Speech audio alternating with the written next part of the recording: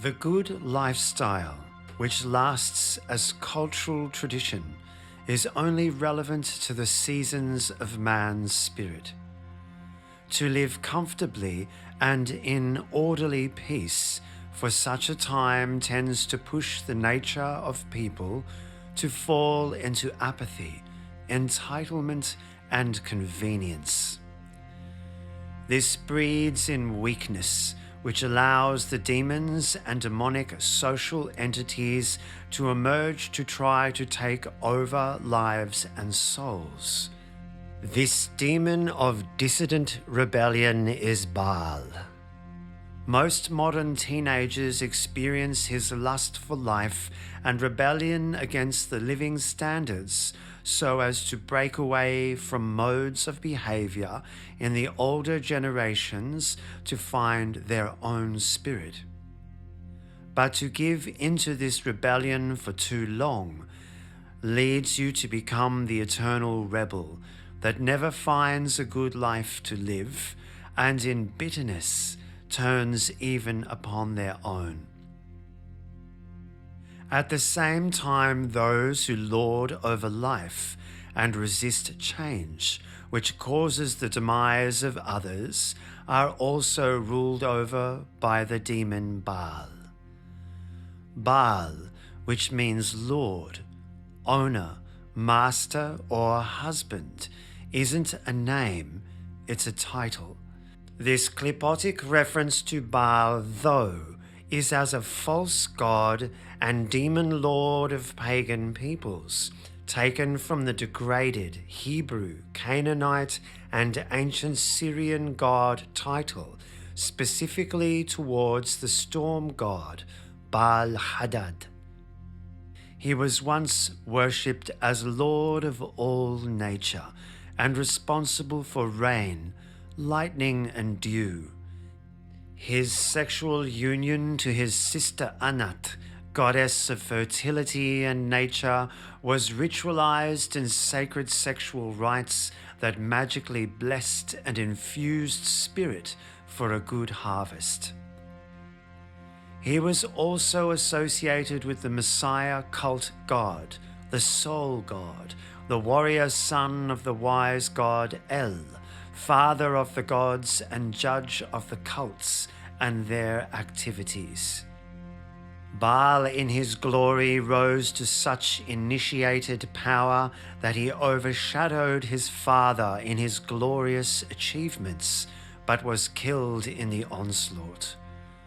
Baal was resurrected with the help of his sister Anat, and rose as a cultural martyr in supremacy to become a god cult in his own right and lord of the nomadic Hebrew tribes who struggled for life against the Judean Yahweh worshippers. As the Jews fought with the other Hebrew tribes for supremacy on God, Baal against Yahweh, many deities were demoted to demonic status. Baal is seen as a god who wanted the same power as Yahweh, as a nature and storm deity who was promoted to god of war and then supreme national god in many countries. He follows a path of ascension and supremacy through whom all who aspire in arrogant ambition come to be possessed by. Baal is the demon of corrupt, ingrained cultural dominance and cultural revolutions and rebellions that result from it. His nature is ingrained by treacherous betrayals and whimsical indulgences. His spirit instigates cults and subcultures. As the breaker of traditions, he degrades wholesome living and behavior towards a barbaric mode. Thus he is lord of riots and looting. He is the destroyer of humanity and its graceful elegancies. With the constant usurpation of cultural standards and order, no peace and way of life can endure. Thus, a culture only becomes strong by the tests of rebellion, and from this do its modes of behavior and polities become ingrained. As the rebellious pagan prince, he was demonized as the Duke of Hell and represented by expressions of lust and selfishness. As a Christianized demon, he was reduced from the great storm god to the demon of evil pagan kings, though many Christian kings adopted his persona too.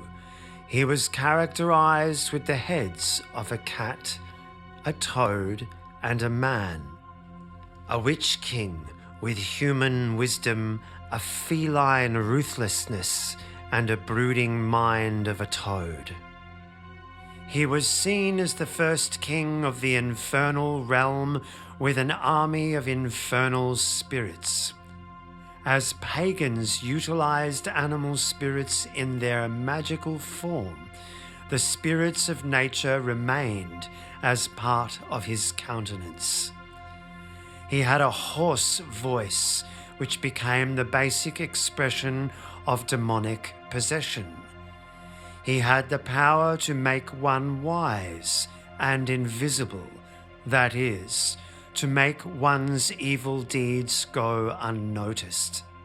Thus, those great self-indulgent rulers, taken by Baal, who performed many great atrocities at the expense of their own people, remained hidden from the consequence of their sins. Baal is the demon who breaks with tradition. His parzuf is embodied in the cartel leaders, the underworld or mob chiefs, those dark figures in the underbelly of society and corrupt officials that peddle contraband trade, arms, drugs, and sex. In a world beyond the kindness of loving creative culture, they indulge in selfish violence, gratifying their whims and desires at the expense of others. On a personal level, Baal is the demon of lustful desires and ambitions that corrupt our behavior and demote our state of humanity. When we try to lord over others for our own selfish pursuits to their demise, we are taken by the demon lord. He is the demon of overbearing emotional dominance and unfairness. The minions of Baal are Haarab Tzerek, the ravens of death, or Haarab Tzerek, the ravens of the burning of God, the ravenous ones, the rebels who fight for their own causes and against the stream of evolving humanity. They are the corrupt guerrilla warriors, gangs and secret societies tainted by evil. They reject even their own by nature and are treacherous. They are the lynch mob. They turn on those who are weak and feed upon their souls. Their outer form is Thumiel, the fouled substance of God. Baal's minions are like predators who seek out the weak to prey upon. They are the killers of saints, holy men and women. They are the callous raveners or bullies who thrive on the suffering of others, who laugh at their pain, who degrade others to try to raise their own status. If one lives according to selfish desires and lusts, one isolates oneself from communal culture. Many try to usurp this, and we see these demonic changes in coups, cultural and nationalistic revolutions. The value of life is so often lost in rebellion. Its vulnerable tenderness is so easily destroyed by the bad behavior of those who are thoughtless and inconsiderate. Haarab Tzerek are the ignorant bourgeois who live off the backs of those less fortunate, first world on third, who darken through lack of respect and appreciation for the good things in life and how they are obtained. They are careless and selfish opportunists that thrive off the misfortunes of others. They are the slave-driving organism, a cancer on evolved society. They hold no responsibility, nor do they care for the innocent and vulnerable, elderly or sick. They are ingrained selfishness.